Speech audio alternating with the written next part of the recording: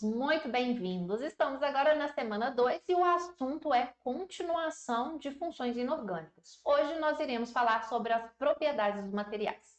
Mas antes da gente ir para a nossa aula, como sempre, peço que vocês se inscrevam aqui no canal, ativem as notificações para ficar por dentro sempre quando tiver aula nova. Nos siga lá no Instagram, E lá é que colocamos todas as novidades da escola online. Também, pessoal, nossos meios de comunicação fica de fácil acesso se você direcionar a sua câmera aqui para o QR Code que o Dicão está aí segurando, tá bom? Eu sou a Simone, professora de Química do canal Escola Online. Nossa aula inicia depois da vinheta.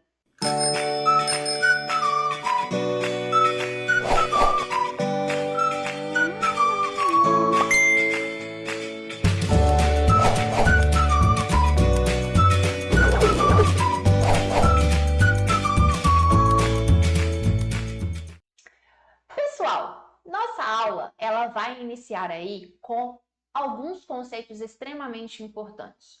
Conceito para a gente entender, o que é processo de dissociação e o que é processo de ionização. Bom, essa foi uma contribuição de Arrhenius, Assim como Arrhenius definiu as substâncias ácidas e substâncias básicas, ele também definiu, as propriedades elétricas dessas substâncias, as propriedades aí que podem ocorrer com essas substâncias. E aí, gente, ele fez vários experimentos e um desses experimentos foi exatamente com um equipamento, como está mostrado aqui. Em um recipiente, um becker, vai ter uma solução e aí, são mergulhados fios de um sistema onde está conectado aqui a uma corrente elétrica, ok? E uma lâmpada. Ou seja, o sistema vai haver condução de corrente elétrica, ou seja, o circuito estará fechado se essa solução conduzir corrente elétrica. E ela conduzindo corrente elétrica vai acender a lâmpada. Ela não conduzindo, não vai acender a lâmpada. E aí, gente, ele fez esse experimento com diversas substâncias e ele chegou a uma conclusão. Quando a substância ela é iônica, ou seja, é formada por íons, quando essa substância for solúvel em água e estiver, solubilizada em água, estará então, nessa solução, a presença de íons, de espécies carregadas que poderão aqui se movimentar de forma livre. E com isso, vai aqui, ser possível a condução de corrente elétrica. Logo, esse sistema, esse circuito, vai aí acender a lâmpada, porque a substância iônica, ela é uma substância que ela dissocia, Toda substância iônica, quando solúvel em água, ela vai aí separar, dissociar os íons que ali compõem essa substância, ok? Mas existem outras substâncias que até solubilizam em água. Por exemplo, o açúcar, a sacarose. Sacarose é solúvel em água, O sal, que é aqui o cloreto de sódio, ele é solúvel em água, mas ele é uma substância iônica, ele é formado, por íons. Já a sacarose, gente, é uma molécula. Ela solubiliza sim em água, mas ela não é formada por íons. Simplesmente ocorre a solubilização dessa substância. E nesse caso, não havendo íons em solução, não é uma solução condutora de corrente elétrica. Então, substâncias moleculares, elas simplesmente solubilizam. Então, o processo que ocorreu aqui foi uma simples dissolução, não havendo aqui condução de corrente elétrica. Porém, existe aqui um caso particular de substância molecular que conduz corrente elétrica. E essas substâncias são os ácidos. Conforme Arrhenius, definiu, ácidos são aí substâncias que, quando em solução aquosa, sofrem o processo de ionização. Eles não são formados por íons, mas quando em água, tem ali a quebra da ligação entre o hidrogênio e o elemento eletronegativo, e aí ocorre aí a formação de íons, ou seja, o processo é a ionização. Logo, a gente tem íons livres na solução e, consequentemente, a solução ela irá conduzir corrente elétrica, tá bom? Substância iônica, quando solúvel em água, é condutora de corrente elétrica. Substância molecular, independente de ser solúvel ou não é condutora de corrente elétrica, exceto ácidos. Ácidos são substâncias moleculares que, quando em contato com a água, sofrem um processo de ionização, produzindo, então, íons em solução, logo, sim, é condutora de corrente elétrica, ok? E aí, gente, nós vamos ver algumas propriedades dos ácidos que nos aí indica quando ele vai aí conduzir mais ou menos corrente elétrica. Isso aqui determina com o grau de dissociação, com o quão forte esse ácido aí ele é, ok? Mas aí vamos nessas classificações. Nós podemos aí classificar os ácidos segundo alguns critérios. Primeiro critério, gente, é a presença ou não de oxigênio na fórmula do ácido. Se houver presença de oxigênio, esse ácido é classificado como oxiácido. Agora, na ausência de oxigênio, nós temos um hidrácido, ok? Então, aqui alguns exemplos de hidrácidos, assim como alguns exemplos de oxiácidos. Oxiácidos têm presença de oxigênios, hidrácidos não. Outra forma de classificar os ácidos é segundo a quantidade, né, de íons liberado quando ocorre o processo de ionização, ou seja, a quantidade de hidrogênios ácidos. Então, quando o átomo tiver, né, quando ele liberar um H+ em solução, significa que ele é um monoácido, né? É o caso do ácido nítrico, do ácido cianídrico. Diácido é porque ele libera 2H+, triácido 3, tetraácido 4, ok? E aí o normal é até 4 hidrogênios ácidos aqui para os ácidos inorgânicos. Outra forma de caracterizar um ácido é segundo a sua força. A força do ácido está ligado diretamente à quantidade de moléculas que ioniza, ok? Então, o alfa, gente, que é o grau de ionização que a gente mede, né? Pelo número de moléculas ionizadas dividido pelo número total de moléculas dissolvidas, é aí, né, um valor de porcentagem que aí a gente pode atrelar isso à força do ácido. Quando esse alfa, esse grau de ionização é superior a 50%, nós consideramos esse ácido forte. Quando essa ionização está entre 5% e 50%, é um ácido de moderado a fraco. E menos que 5%, nós aí consideramos um ácido muito fraco. Tem-se ainda, né, uma regrinha que nos ajuda a prever, né, a força de um oxiácido. Vai ser pela diferença entre átomos de oxigênio e hidrogênio. Se essa diferença ela for aí, né, 3, é um ácido muito forte. Então, um exemplo que a diferença é 3 é o HClO4, né?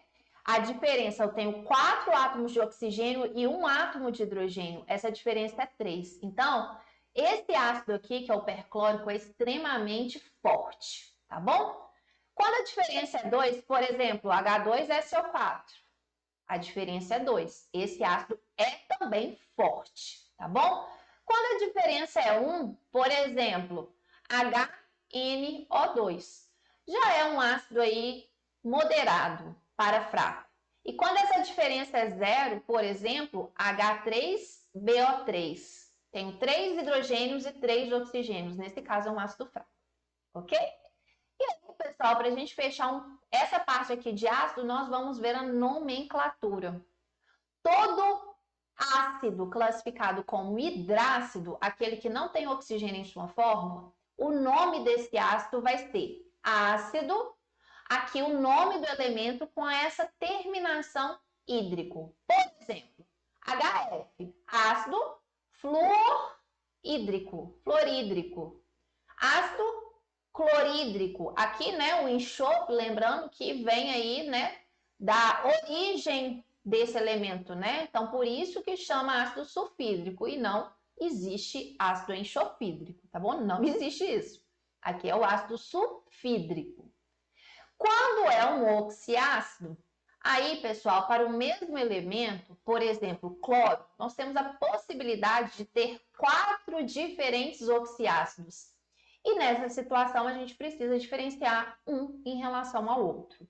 E em função disso, pessoal, existe uma tabela, né? Que são aí considerados os ácidos padrões. Essa tabela aqui, né? Onde nós temos as fórmulas e o nome específico. Todo ácido padrão, ou também chamado ácido de referência, o nome dele vai ser ácido, o nome do elemento, e a terminação é ico. Por exemplo, ácido clórico, terminação ico, ok? Agora, se em relação à fórmula desse ácido de referência diminuir aqui a quantidade de um oxigênio, a gente vai trocar essa terminação ico por oso. Então, fica ácido cloroso, ok? No caso de HClO2.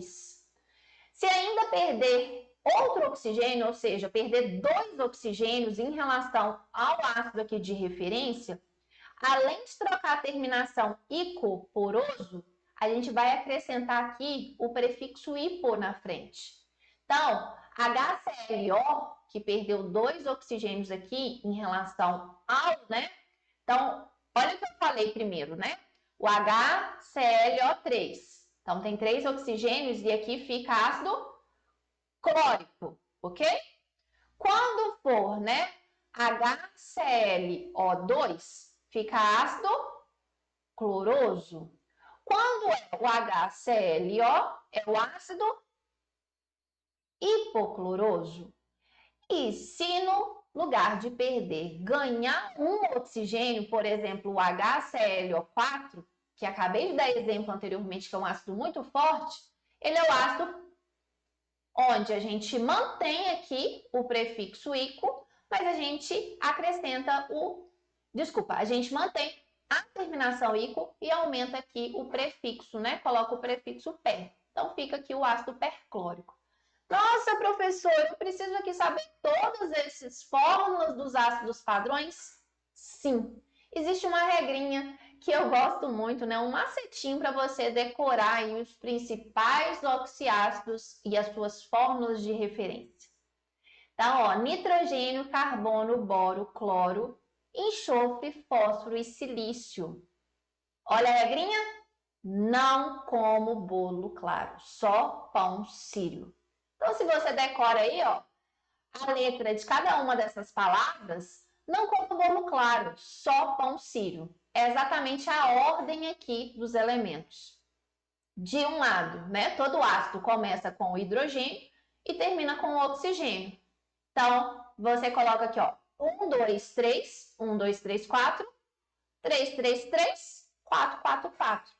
E aí, ó, quando você faz a fórmula H1NO3, é a fórmula do oxiácido padrão aqui do nitrogênio. H2CO3, H3BO3, HClO3, H2SO4, H3PO4, H4SiO4. E aí a gente chega, né, aos oxiácidos padrões aí mais comuns. Lembrando que essa fórmula aqui é representativa para os elementos do grupo 17, essa aqui é representativa para os elementos do grupo 16, essa aqui é representativa para os elementos do grupo 15 e essa aqui é representativa para os elementos do grupo 14.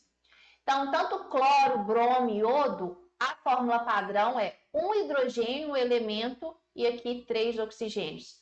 A fórmula padrão para o enxofre, selênio, telúrio é exatamente essa aqui. A fórmula padrão para fósforo, arsênio, mesma coisa aqui, ok?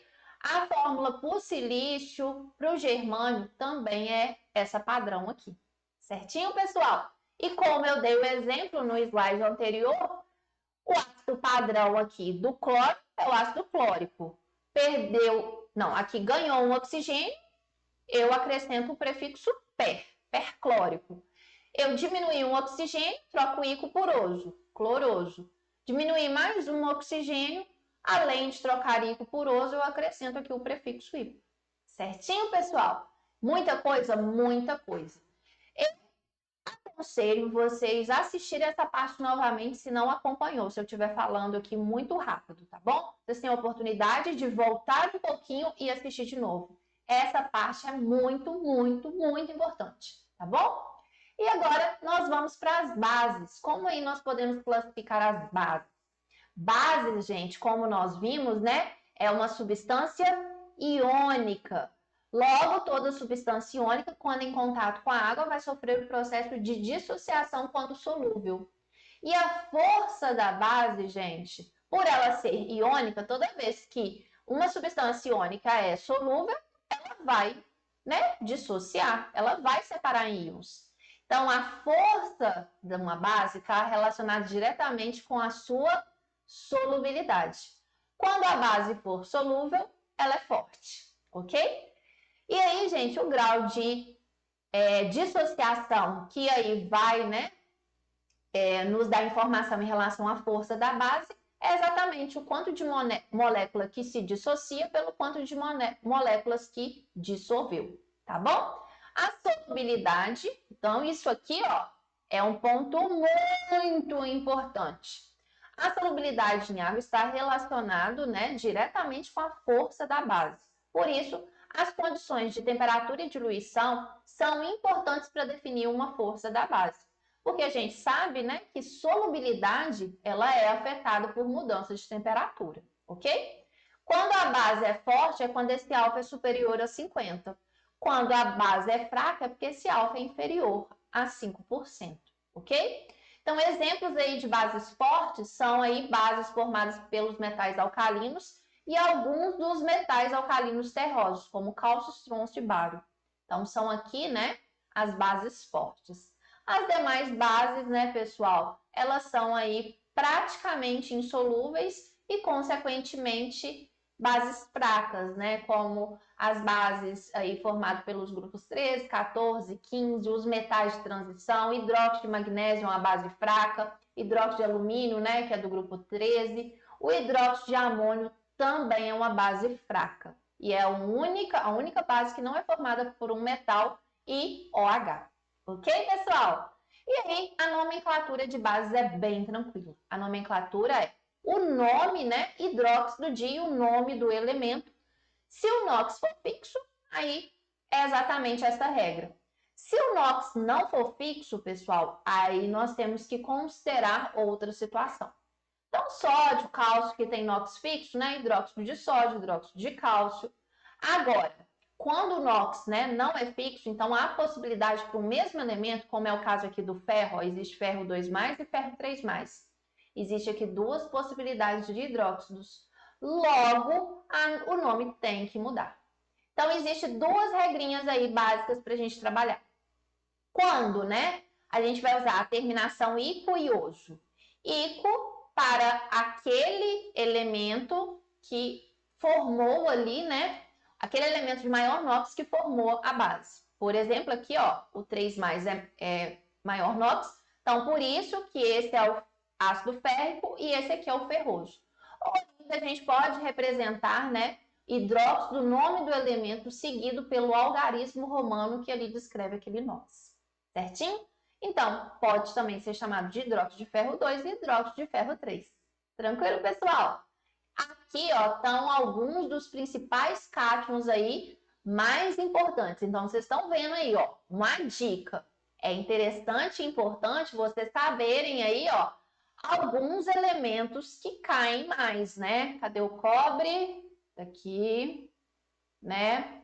Então, são esses daí que mais a gente vê aparecendo, tá bom? Esses hidróxidos de cobre, de ferro, de cromo, tá bom? Então, é bem interessante vocês saberem aí os números de oxidações possíveis, né, para esses elementos. Certo, pessoal? Então, vamos aí para as atividades. As atividades são bem tranquilas. Essa parte teórica foi um pouquinho extensa, mas vamos lá para as atividades, ó. Observe as situações representadas a seguir, nas quais os eletrodos estão mergulhados em soluções aquosas indicadas por A, B e C. Então, olha aqui a situação, gente. A lâmpada está com brilho intenso. Aqui a lâmpada está com pouco brilho. Aqui a lâmpada está apagada, né? Essa intensidade da luz está diretamente associada ao quanto de íons está aqui na solução. Quanto mais íons, mais forte. Nesse caso aqui, ó, como a lâmpada está apagada, é uma situação em que essa solução aqui não é condutora de corrente elétrica. Então, as soluções aquosas aqui são todas de 0,10. Esse emissão é referente à concentração e implica que é mol por litro, tá bom? Até esse momento, no primeiro ano, a gente não tem muita noção do que é mol, mas fica despreocupado, é uma quantidade em química que será trabalhada em breve com vocês, tá bom? No segundo ano.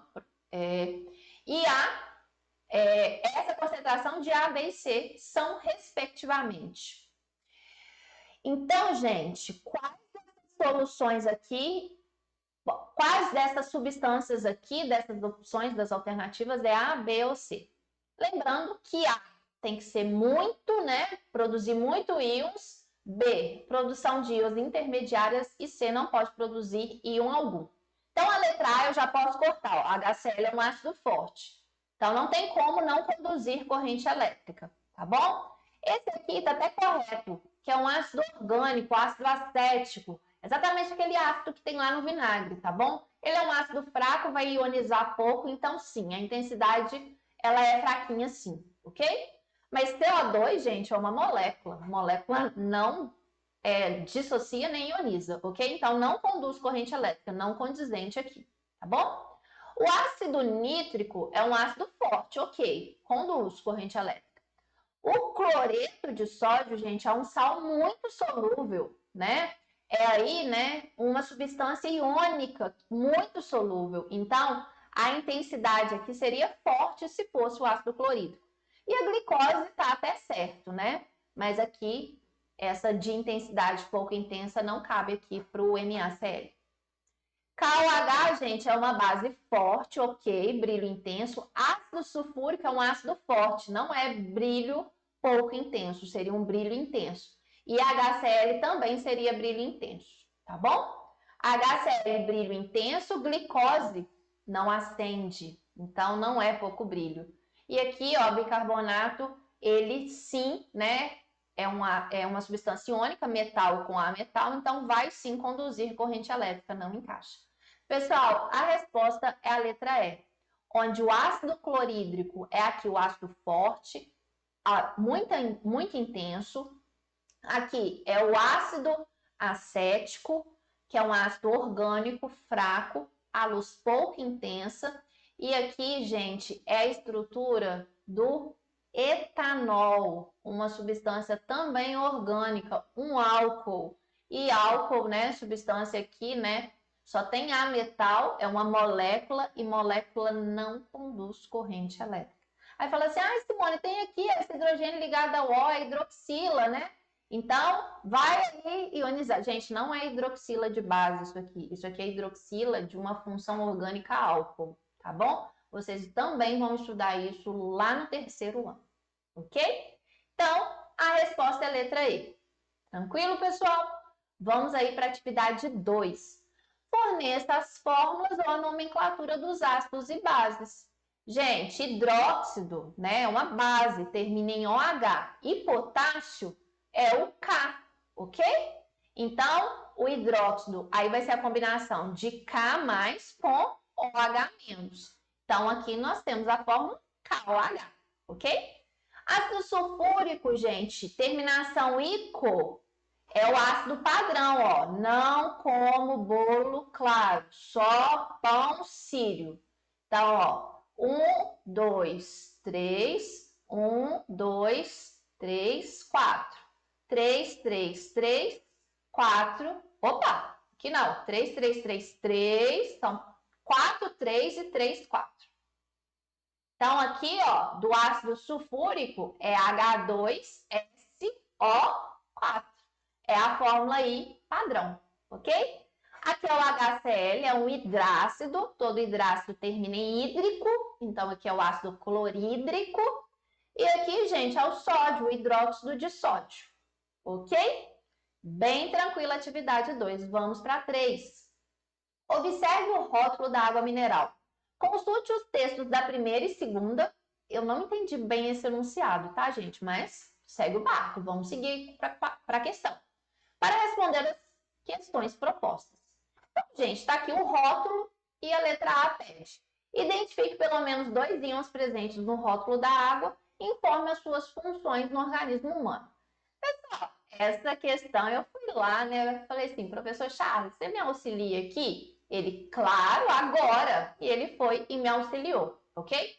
Então, quimicamente falando, que íons que tem? A gente tem aqui, ó, o íon bicarbonato, a gente tem aqui o íon cloreto, aqui a gente tem o íon sódio, o íon cálcio. Então, nós temos aqui 4 possíveis íons. E aí o Charles me falou, Simone, fala do cálcio e fala do cloro, né?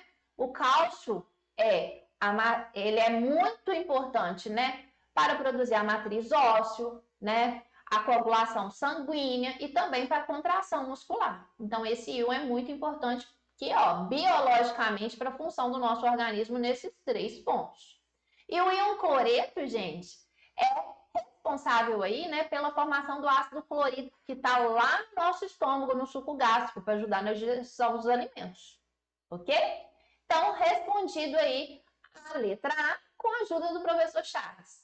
Letra B. A 22 graus Celsius, a água mineral pode ser classificada como uma solução que apresenta caráter ácido, básico ou neutro. Então, gente, nós aqui no rótulo fala, ó, pH de 6,45. É um valor menor que 7. Valor menor que 7, caráter ácido. Ok? Vamos para a atividade 4. A atividade 4 ela é bem legal. Olha aqui. Figuras a seguir representam de maneira simplificada as soluções aquosas de 3 ácidos. Então, tem aqui, ó, 3 fórmulas genéricas. HA, HB, HC. De mesma concentração, ou seja, tem a mesma quantidade de moléculas. As moléculas de água não estão representadas. Então, a situação de HA. HA, né? Para todos aqui, se vocês contarem, tem 1, 2, 3, 4, 5, 6, 7, 8 moléculas. Para todos aqui tem 8 moléculas totais, tá bom? Para todos. E aí, gente, o ácido B, as 8 moléculas aqui ionizou. Se tudo ionizou, significa que aqui a gente considera, né, que é um ácido 100% ionizado, que é um ácido muito, mas muito forte, ok? Aqui, das 8, apenas 2, né, que ionizou. Então, 2 de 8 é a mesma coisa de 1 sobre 4, que isso aqui em porcentagem seria 25%. Aqui, gente, das 8, só sobrou 1, 2, 3. Isso, 3. Então, 5 de 8, né? Então, aqui simplificando, eu não sei simplificar isso, mas é aí maior que 50%, ok? Então, gente, dá para a gente prever a força do ácido com o grau de ionização. Então, vamos lá. HB é um ácido mais forte do que H e HC. Certíssimo! Uma solução aquosa de HA deve apresentar maior condutividade elétrica do que uma solução aquosa de mesma concentração de HC. Sim, porque ionizou mais. Aqui, né, das 8 moléculas, 5 ionizou. Daqui, de 8 moléculas, apenas 2. Quanto maior a quantidade de íons, maior condução. Então, tá certinho também.